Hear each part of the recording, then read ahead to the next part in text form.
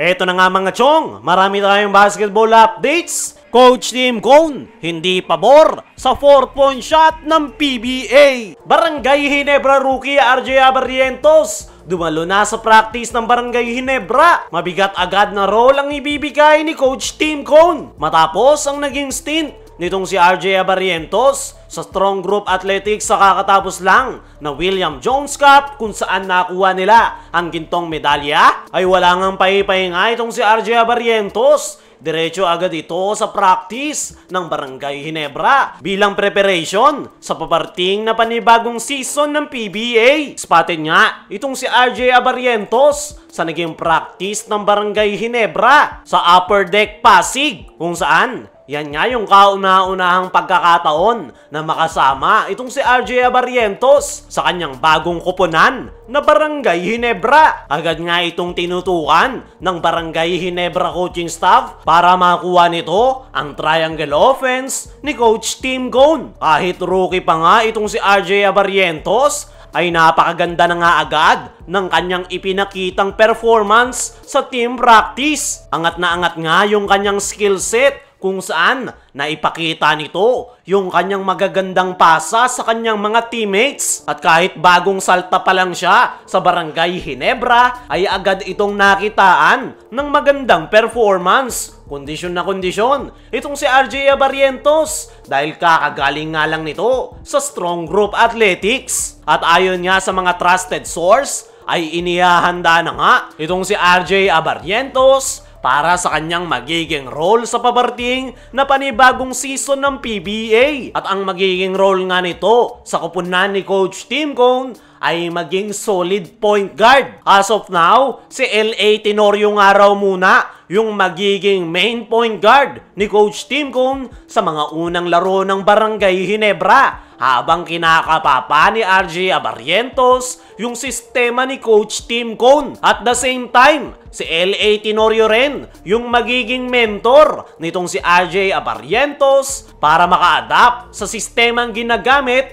ng Barangay Ginebra. Para sa akin mga chong, napakalaki ng maitutulong nitong si L.A. Tenorio kay RJ Abarrientos. Dahil kung meron mang player ngayon si Coach Tim Cone sa Barangay Ginebra na mas nakakaalam ng triangle offense, ay si L.A. Tenorio nga ang dapat lapitan ng Barangay Ginebra rookie. So ngayon ay wag muna tayong mag-expect na agad na makapagpapakita ng magandang performance itong si RJ Abarrientos, dahil kahit napakahusay nga nito na gwardya at isang generational talent, ay panigurado mag-a-adjust pa ito sa sistema ni Coach Tim Cone at hindi nga madali ang triangle offense. Pero naniniwala ako mga chong na mabilis lang makakapag-adapt itong si RJ Abarrientos. Napakataas nga ng kanyang basketball IQ at yung skills at talent niya nga ay ang kailangan na kailangan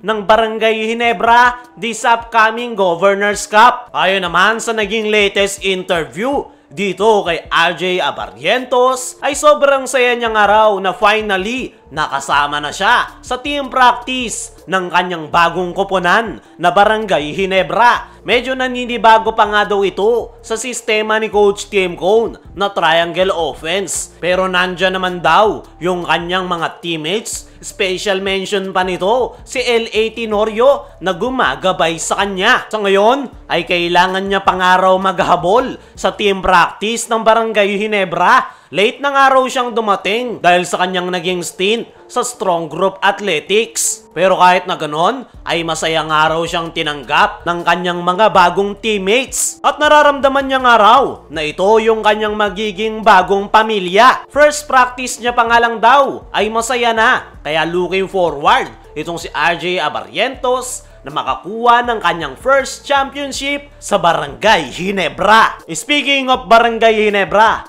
hindi nga pabor si Coach Tim Cone sa bagong rule ng PBA na 4-point shot. Kahapon nga mga chong ay nagulantang ang lahat sa panibagong rule na inilabas ng PBA kung saan magkakaroon ng 4-point shot. Maraming ang PBA fans ang umalma sa 4-point shot ng PBA Kabilang na dyan itong winningest coach in PBA history na si Coach Tim Cone, kung saan hindi nga daw siya fan ng 4-point shot. Maganda nga lang daw ang 4-point shot sa mga all-star game, pero iba raw sa mga seryosong laro. Ayon pa rin kay Coach Tim Cone ay possible raw na maapektuhan ang Gilas Pilipinas sa bagong rule na yan ng PBA. Dahil once nga raw na i-implement ang 4-point shot ay malalayo na nga daw tayo sa FIBA standards. Hindi nga lang si Coach Tim Cone ang umalma sa 4-point shot ng PBA. Si Coach Yeng Guiao ay 50-50. Pwede daw genius yung nag-implement ng 4-point shot kapag maganda yung kinilabasan niyan sa liga. Pero possible raw na idiot yung nag-implement niyan